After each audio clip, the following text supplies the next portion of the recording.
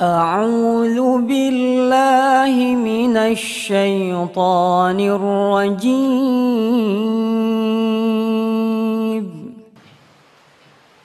Assalamualaikum warahmatullahi wabarakatuh.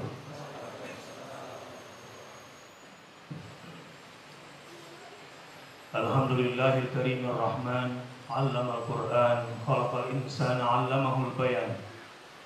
Asyhadu an la ilaha illallah wa asyhadu anna Muhammadar Rasulullah. Allahumma shalli wa sallim wa barik ala habibina wa syafi'ina wa maulana Muhammad sallallahu alaihi wasallam. Ya ayyuhalladzina amanu taqullaha haqqa tuqatih wa la tamutunna illa wa antum muslimun. Sidang jemaah rahimakumullah yang sudah berhaji, mudah-mudahan kemakrurannya semakin bertambah, khususnya ketakwaan kepada Allah Subhanahu wa taala.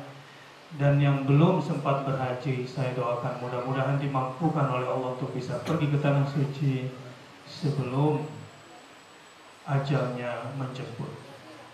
Dan kita doakan kepada para jamaah haji yang sekarang sudah mulai berangkat ke tanah suci, mudah-mudahan mereka diselamatkan dari berangkat sampai kembali, dan mudah-mudahan mereka mendapatkan pahala mabrur dari hajinya.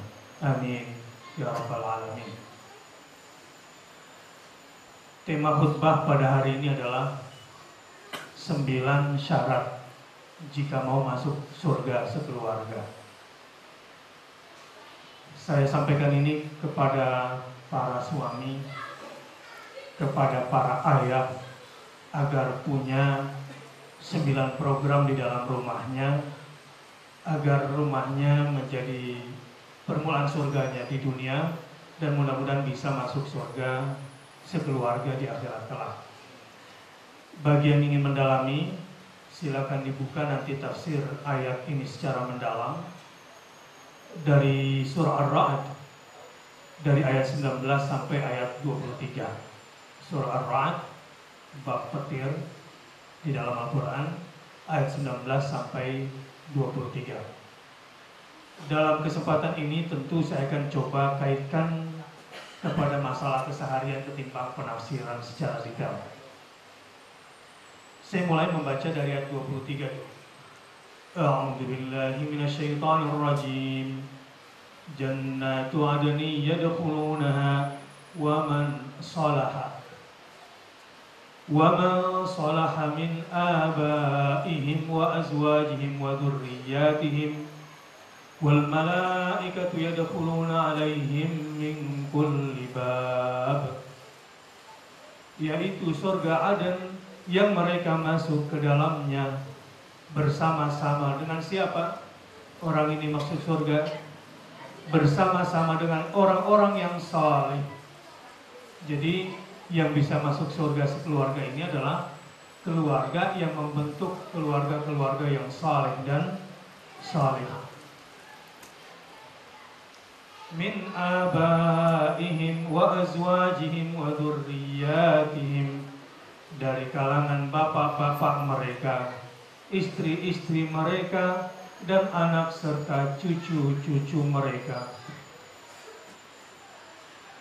Karenanya cari lembaga pendidikan yang membuat anak kita itu jadi anak saleh dan salihah.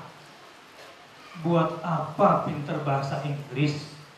Buat apa jago bahasa Mandarin?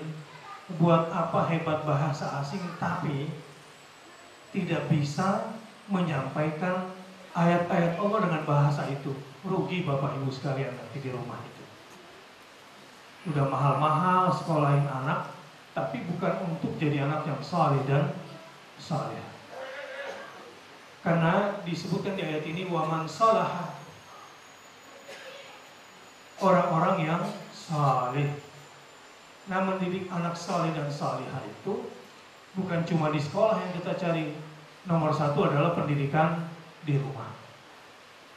Ingat baik-baik, anak kita yang soleh itu kalau sudah mandiri, bukan kalau sudah punya gaji sendiri.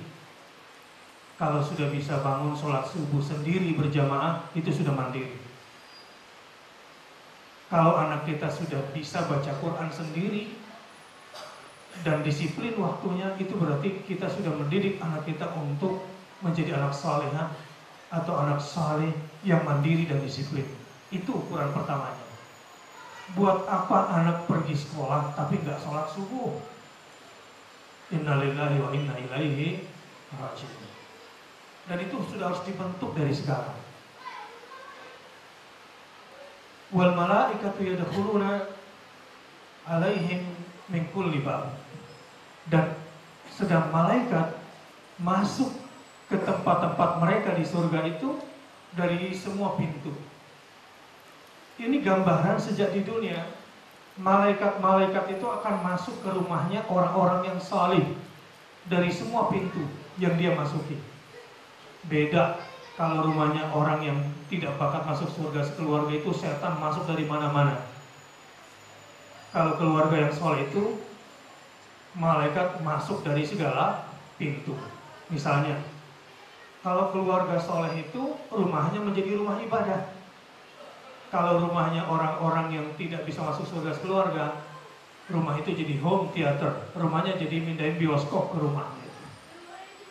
Semua tontonan, mulai dari fashion show yang paling jorok sampai HBO, Cinemax, nggak ada saringannya.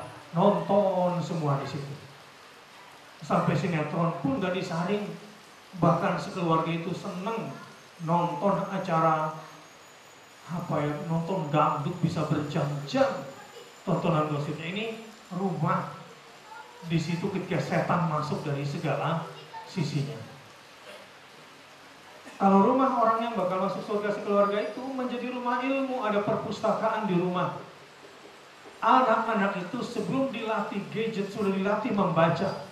Senang membaca ilmu yang bermanfaat buat mereka.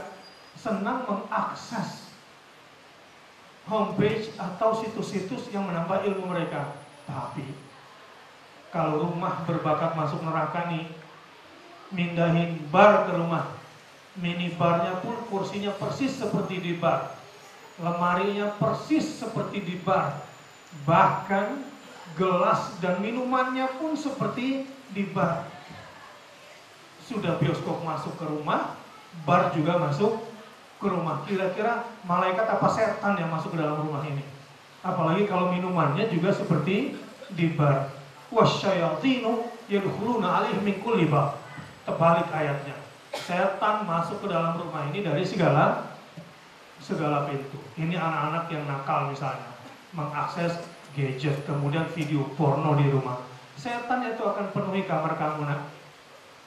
Ya, anak-anakku sekalian, coba lihat. Kalian ini ngefansnya sama siapa? Sama orang soleh atau sama orang fasik? Sebut saja nama pemain bola yang kamu senangi itu orang soleh atau orang fasik? Kalau kalian akan masuk surga sekeluarga, anak-anakku sekalian, kalian harus ngefans, harus senang kepada orang-orang soleh. Jangan senang kepada orang-orang fasik. Nah, ini juga tugas orang tua. Betapa meruginya orang tua yang menciptakan anaknya pada kebobrokan sejak kecil. Misalnya, banyak ayah mengeluh, Ustaz, anak saya susah sekali disuruh pakai jilbab. Gimana mau pakai jilbab? Sejak bayi pakaiannya sudah Barbie, gede dikit pakaiannya pakaian Frozen, seksi-seksi semuanya. Makanya besarnya susah diajak pakai jilbab karena pendidikan kesalehan tidak dididik di rumah sejak kecil. Tetapi, Masya Allah, kalau rumah itu sudah menjadi rumah ibadah, rumah itu menjadi rumah ilmu, rumah itu sudah menjadi rumah perlindungan anak dari penyakit sosial, narkoba, free sex, kalau sekarang ini homoseks, lesbianisme, tawuran, merokok, ini perilaku jelek. Kalau ada ayah punya anak ngerokok, itu sudah cukup menjadi tanda dia gagal mendidik anaknya.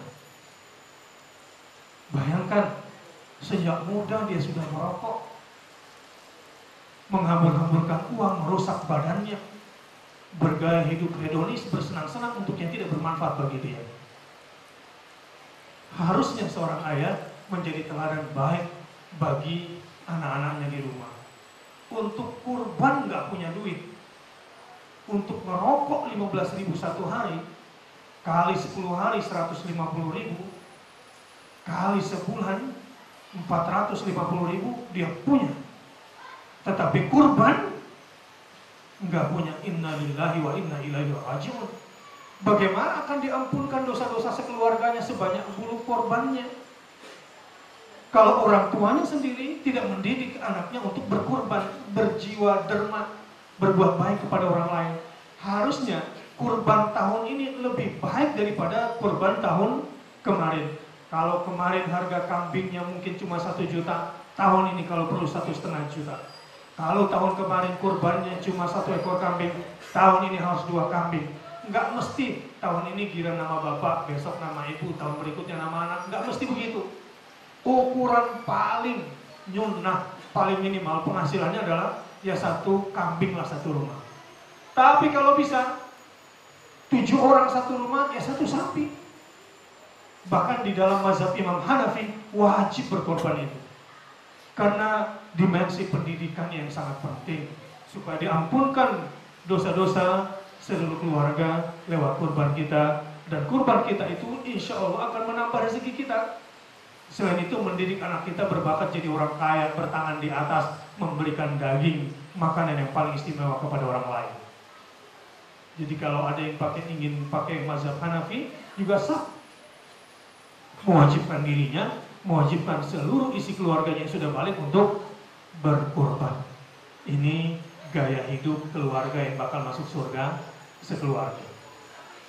A'udzubillahi minasyaitonirrajim. Ayat 19 ini pondasinya kalau ingin membangun keluarga surgawi di dunia. Ini pondasinya. Karena selama ini barangkali banyak yang tahu baiti jannati, rumahku adalah surgaku, tapi kenyataannya rumahku adalah nerakaku, dengan bakar api rokok tiap hari di rumah misalnya. Suaminya kesel pulang, istri juga lagi menjengkelkan, api ketemu api, anak kesel punya orang tua kayak begini, kayaknya pengen kabur dari rumah. Api ketemu api, rumahnya jadi gimana? Ya neraka lah di dunia ini. Suami yang baik adalah pemimpin yang baik, menciptakan suasana surgawi di rumah. Menjadi pemimpin, memeluk istrinya kalau istrinya sudah khilaf, menasihati istrinya dengan baik-baik kalau sudah keliru, membimbing anaknya. Masa ada orang tua tekanan batin milih jodoh buat anaknya? Ini ayah model bagaimana ini? Suami model apa, lebarannya aja beda. Ini gagal memimpin. Ini laki model apa, pilihan pemilunya juga beda. Ini berarti gagal suami menjadi pemimpin yang baik, mendidik keluarganya dengan baik. Gara-gara apa? Demokrasi masuk ke rumah. Gila ini. Demokrasi itu wilayah politik. Trias politika, dari rakyat, oleh rakyat, untuk rakyat. Jangan dimasukin ke dalam rumah. Apa pegangannya? Al-Quran, As-Sunnah. Dalam dunia hak asasi manusia, kalau ada orang tua pukul anak umur 10 tahun gara-gara nggak sholat, itu melanggar HAM. Gila itu kalau masuk demokrasi ke dalam rumah. A'udzubillahi minasyaitonirrajim. Afaman ya'lamu annama unzila ilaika min rabbikal haqqu kaman huwa a'ma? Adakah orang yang mengetahui bahwasanya apa yang diturunkan kepadamu dari Tuhanmu itu benar, sama dengan orang yang buta? Gini loh, Quran yang Allah turunkan lewat nabimu itu, ada yang yakin, ada yang buta sama sekali, nggak ngerti. Yang buta ini ada 2, buta bacanya, atau baca tapi buta maknanya, nggak paham. Nggak sama tentunya keluarga yang menghafal Quran, yang memahami Al-Quran, dengan keluarga yang entah apa doktrin yang dipakai di dalam rumahnya. Di antara pendidikan yang tidak baik, bapaknya ngerokok, nyuruh anaknya. Ini saya perhatikan, saya pernah lihat anaknya disuruh buang rokok, sebelum dibuang anaknya nengok kiri, nengok kanan, dihisap dulu 2 kali supaya keren kayak bapaknya. Juga nonton bareng film jorok bersama anak, udah jelas sinetronnya nggak bagus, acara TV gosipnya nggak bagus, nonton bareng, bahkan ikut ngejelekin bareng-bareng. Alhamdulillah min dzalik. Mestinya di dalam rumah itu yang dibacakan apa? Al-Quran. Ada anak Pak bilang sama istri, kerja itu nggak harus keluar rumah. Walaupun kalau sudah terlanjur keluar rumah ya tinggal dijaga aja, dididik. Sebab sekarang ini tingkat perceraian ini tinggi sekali. Tahun 2014 10%, tapi di satu daerah yang sangat religius tahun 2015 perceraian itu sudah 14,5%. Jadi dari 100 yang menikah 14,5-nya itu sudah cerai. Oh 14,5 dari mana setengahnya? Yang setengahnya itu on the way cerai, on proses cerai. Na'udzubillah. Dan begini, yang harus dibacakan pertama kali di rumah itu Al-Quran. Budayakan baca Quran habis subuh di rumah, baca Quran habis maghrib di rumah. Ini kalau anak-anak itu sudah bangunnya kesiangan, Bapak sekalian, anak yang banyak masalah di sekolah itu biasanya adalah yang bangunnya kesiangan dan kelamaan di WC, di kamar mandi. Itu tempat paling jelek, kamar mandi itu. Kalau anak sering bangun kesiangan, biasanya memang bermasalah anak itu. Tapi kalau sudah diajak sholat subuh berjamaah, Bapak-bapak sekalian, hal paling nikmat dalam hidup kalau sudah sholat subuh bareng sama anak gandengan tangan. Kalau udah gede kita peluk-pelukan sambil bercanda, apalagi sambil mengulang hafalan. Itu hal yang paling indah bagi orang tua. Dan orang tua yang istimewa saya dapati, pergi sekolah anaknya diantar naik motor, ya, dibacain Quran 5 ayat. Pulangnya dibacain lagi Quran 5 ayat. Besoknya diulang lagi. Kemudian anaknya suruh ngafal. Kalau sudah dekat rumah, 5 ayat belum hafal, muter motornya. Sampai anaknya kemudian hafal. Anak seperti ini menghajikan dan mengumrohkan kedua orang tuanya. Dan itu di acara TV yang kita buat itu banyak terjadi. Ada seorang ibu punya anak, lahirnya prematur, 1,6 kg lahirnya. Anak itu terserang penyakit, tidak punya kemampuan mengontrol fisiknya, dan otaknya juga tidak mampu dia kontrol. Jadi dia tidak mampu merespon, tidak mampu memahami pembicaraan, tidak mampu menerima instruksi. Ayahnya membacakan Quran setengah juz di pagi hari dan setengah juz di sore hari. Kalau ayahnya pergi, ibunya yang membacakan. Kalau ibunya capek, diperdengarkan murotal di dalam rumah. Alhamdulillah, usia 4,5 tahun, walau dia lumpuh di atas kursi roda, dia sudah hafal Quran umur 4,5 tahun. Ketika dia baca permulaannya bisa, di tengah delay, nggak kedengeran, di akhir ayat dia baca, tapi hafal semuanya. Alhamdulillah anak ini mendapatkan visa haji dan menghajikan kedua orang tuanya. Bapak-bapak, tahun berapa punya anak bisa menghajikan orang tua? SD bisa? SMP bisa nggak? Udah kuliah saja, bahkan sudah kerja, nggak bisa ngajin orang tua. Tapi ini anak umurnya baru 11 tahun, bapaknya dihajikan, ibunya dihajikan, bahkan pengasuhnya pun dihajikan oleh anak ini. Ini barakatul Quran. Ketika visi itu dibangun. Jadi nggak sama keluarga yang yakin kepada Al-Quran dengan keluarga yang buta terhadap Al-Quran. Innama yatadzakkaru ulul albab. Apa yang saya sampaikan tadi dari ayat ini hanya mudeng, hanya diperhatikan oleh ulul albab yang berakal saja.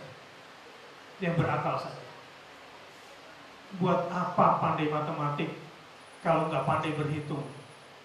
Apalagi jago olimpiade matematika, tapi nggak punya perhitungan tentang hari pembalasan. Karena anaknya tidak diajarkan tentang hari perhitungan yang sesungguhnya. Sedang Jumat rahimahullah, 9 kriteria yang bakal masuk surga sekeluarga.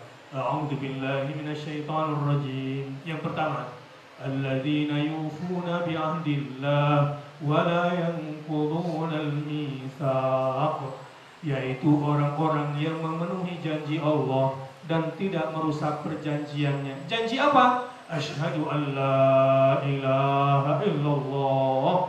Ini janji yang paling besar. Wa asyhadu anna Muhammadar Rasulullah. Jangan sampai anakmu diliberalkan di sekolah. Ini mulai kekufuran banyak loh di tengah rumah. Contoh, nggak apa-apa nggak sholat, Papa nggak sholat nggak apa-apa, yang penting nggak korupsi kayak si ustadz itu, kayak pak itu, kayak orang partai itu. Ini gila cara berpikir ini. Ini perbandingan yang tidak apple to apple. Urusan korupsi di muamalah, urusan sholat di masalah ibadah. Dan kalau mau dibanding-bandingkan, dosa meninggalkan sholat jauh lebih besar daripada dosa korupsi. Iya, korupsi berbahaya. Apalagi ada yang ngomong gini, nggak apa-apalah pemimpin kafir, yang penting nggak korupsi. Innalillahi wa inna ilaihi raji'un. Ini yang disebut dengan disabilitas akal, kecelakaan cara berpikir. Kenapa bisa begini? Anak kita gara-gara pendidikannya tidak dikawal, sehingga tidak ketat memegang janji kepada Allah. Asyhadu an la ilaha illallah wa asyhadu anna Muhammadan Rasulullah. Bahkan ada yang ngomongnya kayak begini. Ya, saya memang korupsi, nilep, tapi gue kan dikit, tuh bos yang gede. Innalillahi wa inna ilaihi raji'un. Ini kerusakan berpikir akibat keluarga tidak dididik untuk komit kepada janji Allah Subhanahu wa taala. Kriteria yang kedua, walladzina yasiluna ma amarallahu bihi ayyusal, dan orang-orang yang menghubungkan apa-apa yang Allah perintahkan supaya dihubungkan, menyambung silaturahim maksudnya. Sambung silaturahim. Didik anak-anak kita untuk kunjungi kakeknya, kunjungi neneknya, kunjungi omnya, kunjungi tantenya, yang kaya, yang miskin harus dipandang sama, dan dia sambungkan silaturahim. Sambungkan hubungannya dengan sepupunya. Kalau nggak punya ongkosin anak pulang kampung supaya dia kenal dengan sepupu-sepupunya. Sambung silaturahim dengan keluarga yang hendak memutuskan silaturahim itu. Yang ketiga, wa yakhshawna rabbahum wa yakhafuna su'al hisab. Ini pendidikan yang agak berat ini. Dan mereka takut kepada Tuhannya dan takut kepada hisab yang buruk. Bapak-bapak sekalian, sering-sering bilang di rumah dengan perkataan, takutlah kepada Allah, takutlah kepada hari pembalasan, agar iman bil ghaibnya semakin kuat. Nanti kalau anak-anak itu sudah punya kekuatan iman di dalam hati dan takut kepada Allah dalam kesendirian, innal ladzina yakhshawna rabbahum bil ghaibi lahum maghfirah wa ajrun kabir. Sesungguhnya orang-orang yang punya rasa takut kepada Tuhannya dalam keadaan sendirian, dia akan mendapatkan balasan yang besar dari Allah dan balasan yang tidak pernah bisa dibilang angkanya. Dan ini harus dimulai dari hal-hal kecil di dalam rumah. Bagaimana caranya agar anak-anak kita takut kepada yaumul hisab? Perbanyak bacakan juz amma sama anak-anak kita. Di dalam juz amma itu banyak sekali doktrin-doktrin yang gampang diterima oleh anak kita agar mereka punya keimanan kepada yang gaib yang bagus. Az-zalzalah, al-qari'ah. Wah, itu penuh dengan peringatan-peringatan.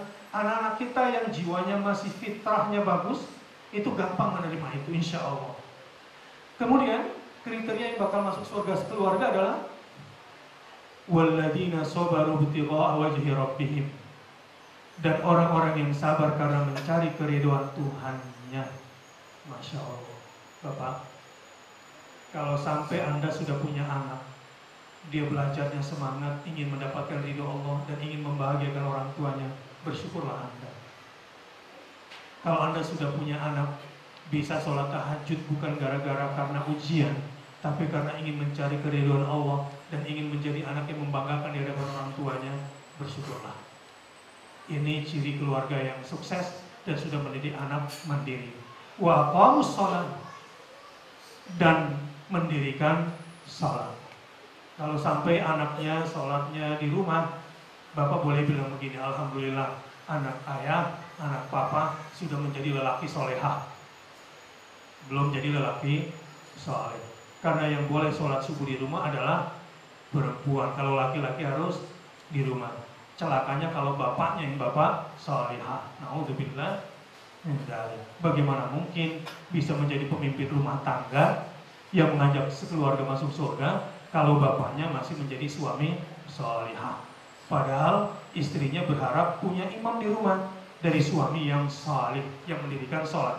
Kemudian wa anfaqu mimma razaqnahum sirran wa alaniyah, dan menafkahkan hartanya dalam keadaan terang-terangan maupun dalam keadaan sembunyi-sembunyi. Sirran dalam keadaan sembunyi-sembunyi maupun dalam keadaan terang-terangan.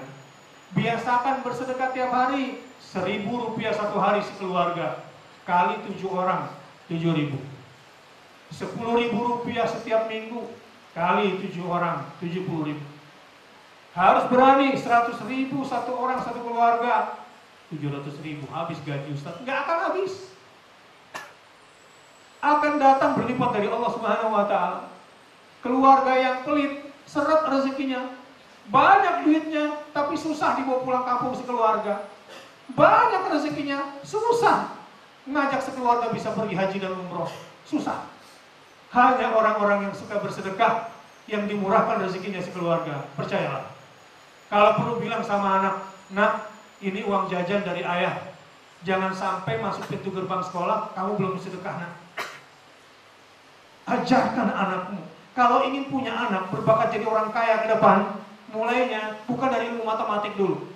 Ajari anakmu suka berbuat baik dan suka bersedekah. Kalau perlu, bilang sama anakmu, nak, kalau ke sekolah jangan bawa nasi bungkus sendiri, buat makan sendiri. Bawa lauk yang lebih buat teman kamu. Jadi kalau kamu mau makan, kamu harus bagi-bagi. Wa anfaqu mimma razaqnahum sirran wa alaniyah.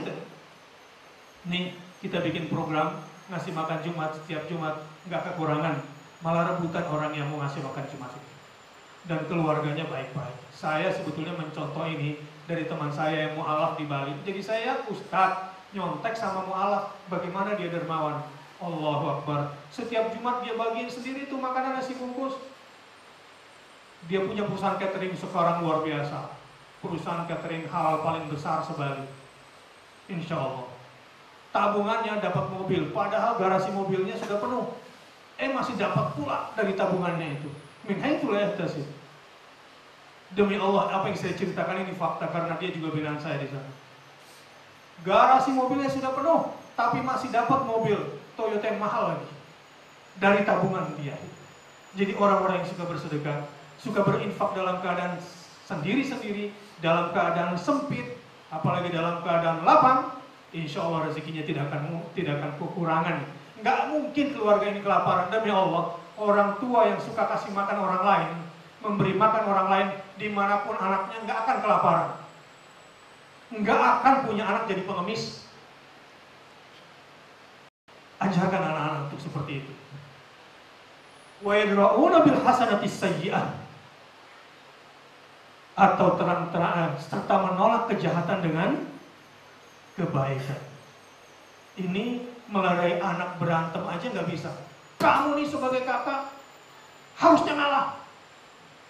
Akhirnya si kakak bilang, ya kalau boleh milih sih saya nggak mau jadi kakak, apalagi punya adik kayak begini. Harusnya orang tua sejak kecil mendidik bagaimana anak-anaknya menghadapi kejahatan dibalas dengan kebaikan. Ajarkan anak kompak dari sekarang supaya nggak ribut nanti waktu bagi-bagi warisan. Banyak anak-anak karena tidak dididik oleh orang tuanya, orang tuanya meninggal, bagi warisan aja ribut, berantem, musuhan. Padahal dia tahu ini harta bukan hasil keringat dia. Ini hasil keringat orang tuanya. Dia berantem, orang tuanya meninggal, susah lagi di kuburan. Na'udzubillah min dzalik. Ini mungkin suaminya dulu kerjaannya cuma cari duit doang. Dia merasa sudah sukses jadi suami kalau sudah cari duit. Kalau ada anak nakal, ini salah ibunya di rumah. Ibu kan madrasah. Bukan salah ibu, salah laki. Memang ibu adalah madrasah, tapi bapak kepala madrasahnya, kepala sekolahnya nggak hadir di rumah. Biar kerok persoalan dalam rumah itu 70% adalah laki-laki yang tidak bertanggung jawab itu. Bagaimana kita mendidik keluarga kita? Kalau memang istri bersalah, kita juga jadi lagi susah. Balaslah kejahatan istri dengan kebaikan. Banyak anak-anak yang benci sama bapaknya karena bapaknya menyakiti ibunya. Banyak anak-anak yang gak bangga dengan bapaknya karena bapaknya suka nyakitin emaknya. Innalillahi wa inna ilaihi raji'un. Bahkan ada anak bersumpah di depan saya tidak akan pernah mau seperti ayah. Celaka ayah seperti itu. Ayah yang gagal seperti itu. Itulah 9 kriteria bagaimana caranya agar kita bisa masuk surga sekeluarga. Barakallahu li wa lakum fil Qur'anil karim wa nafa'ani wa iyyakum bima fihi minal ayati wa dzikril hakim wa taqabbal minni wa minkum tilawatahu innahu huwal ghafurur rahim.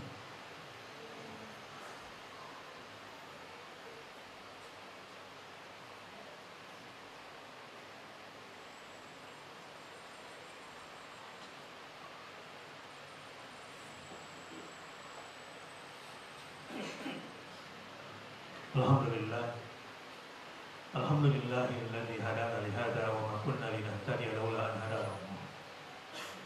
Asyhadu an la ilaha illallah wa asyhadu anna Muhammadan rasulullah. Sidang jemaah rahimakumullah. Para ayah, para suami sering berdoa buat anak. Nabi Ibrahim itu doa anak sebelum punya anak minta Rabbi habli minas shalihin. Sesudah punya anak Rabbi ja'alni muqimas sholati wa min dzurriyyati rabbana wa taqabbal du'a. Setelah anaknya besar, setelah sukses menghadapi ujian, wa qala min dzurriyyati, ketika Ibrahim ditunjuk oleh Allah menjadi pemimpin bagi manusia, dia minta kepada Allah, ya Allah, berikan pula kekuatan itu kepada anak keturunanku. Doain anak sering-sering. Di setiap sholat selain Rabbana hablana min azwajina wa dzurriyyatina qurrata a'yun waj'alna lil muttaqina imama. Suami yang sulit menghadapi istrinya, ayah yang punya masalah sama anaknya, bapak yang nggak bisa menyelesaikan persoalan ribut antara anak sama emaknya. Ini mungkin gara-gara nggak berdoa sehingga Allah nggak tolong, nggak bisa menyelesaikan masalahnya. Kalau perlu doanya ditambah, jangan cuma Rabbana hablana min azwajina wa dzurriyyatina qurrata a'yun, tetapi Rabbi auzi'ni an ashkura ni'mataka allati an'amta 'alayya wa 'ala walidayya wa an a'mala shalihan tardah wa adkhilni bi rahmatika fi ibadikas shalihin. Atau doa Rabbi auzi'ni an ashkura ni'mataka allati an'amta 'alayya wa 'ala walidayya wa aslih li fi dzurriyyati inni tubtu ilaika wa inni minal muslimin. Anak-anak juga jangan cuma bisanya Rabbi firli wali walidayya warhamhuma kama rabbayani shaghira. Ajari itu doa Rabbi auzi'ni an ashkura ni'mataka allati an'amta 'alayya wa 'ala walidayya. Kalau perlu bapak-bapak sekalian, para suami, jangan cuma Rabbi ja'alni muqimas sholati wa min dzurriyyati, jadikan aku ayah yang menjadi teladan sholat, jadikan pula anak cucuku yang melaksanakan sholat. Jangan cuma sampai di situ. Lanjutkan ayatnya. Rabbana firli wali walidayya walil mu'minina yawma yaqumul hisab. Doa yang banyak seperti itu. Saya doakan mudah-mudahan keluarga kita semua menjadi keluarga yang penuh dengan mawaddah, penuh dengan rahmah, diberikan dan didatangkan malaikat-malaikat as-sakinah. Innallaha malaikatahu yusholluna 'alan nabi. Ya ayyuhalladzina amanu shallu 'alaihi wa sallimu taslima. Allahumma shalli 'ala Muhammad wa 'ala ali Muhammad. Sering dengungkan selawat di telinga anak kita, sering baca selawat di depan anak kita. Pagi hari pulang baca selawat. Sesekali di mobil ketika jalan-jalan, Allahumma sholli 'ala Muhammad wa 'ala ali sayyidina Muhammad wa 'ala sahabati ajmain wa 'ala tabi'in wa tabi'in tabi'in lahum bi ihsanin ila yaumiddin warhamna ma'ahum bi rahmatika ya arhamar rahimin. Allahumma ighfir lil muslimina wal muslimat wal mu'minina wal mu'minat al ahya'i minhumul amwat. Ya Allah, saudara se-Islam kami, saudara seiman kami, ampunkan dosa-dosa mereka, mereka yang masih hidup dan mereka yang sudah tiada, ampunkan dosa mereka semua ya Allah. Setulus kami mohon ampun atas dosa kami sendiri, setulus itu pula kami mohon ampun atas muslimin, muslimat, mu'minin, mu'minat. Rabbana ighfir lana dzunubana wal ikhwanina alladziina sabaquna bil iman wa la taj'al fi qulubina ghillan lil ladzina amanu wa la taj'al fi qulubina ghillan lil ladzina amanu rabbana innaka ra'ufur rahim. Rabbana hab lana min azwajina wa dhurriyyatina qurrata a'yun waj'alna lil muttaqina imama. Rabbana ighfir lana wa liwalidayna warhamhuma kama rabbayana shighara. Rabbana awzi'na an nashkura ni'mataka allati an'amta 'alaina wa 'ala walidayna wa aslih lana fi dhurriyyatina inna tubna ilaik wa inna minal muslimin. Rabbana ja'alna muqimas shalah. Ya Allah, jadikanlah kami suami teladan dalam mendirikan salat di hadapan istri kami. Jadikanlah kami ayat teladan dalam mendirikan salat di hadapan anak-anak kami. Rabbana ja'alna muqimas shalah wa min dzurriyyatina rabbana wa taqabbal du'a. Rabbana ighfir lana wa liwalidayna wa lil mu'minina yawma yaqumul hisab.